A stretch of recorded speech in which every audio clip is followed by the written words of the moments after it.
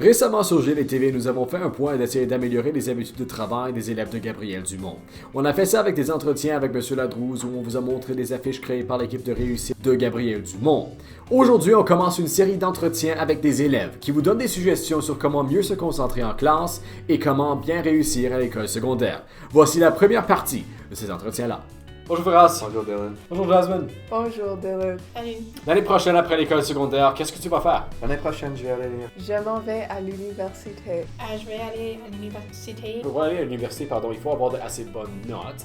Et pour faire ça, il faut se concentrer en classe. De temps en temps, ça devient difficile avec des distractions autour de toi. Donc, qu'est-ce que tu fais personnellement pour assurer que tu demeures concentré lorsque tu es en classe? En classe, je prends des notes pendant que les profs parlent, donc ça m'aide à se concentrer sur ce que le prof m'enseigne.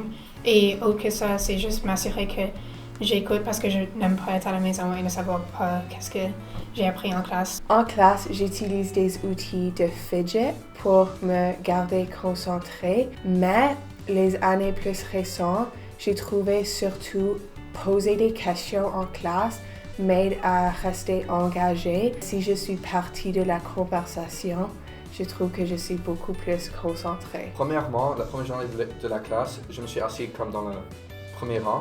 Quand tu t'assois dans le premier rang, ça élimine les distractions à côté de toi parce que tu ne vois pas les personnes dans ta classe, tu es juste concentré sur l'enseignant.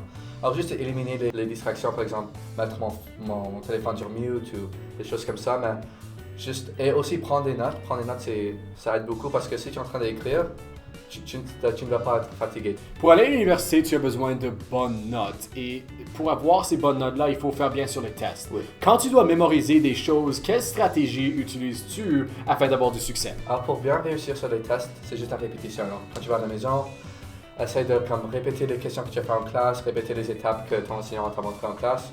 Et honnêtement, juste avec répétition, ça va rester dans ta tête.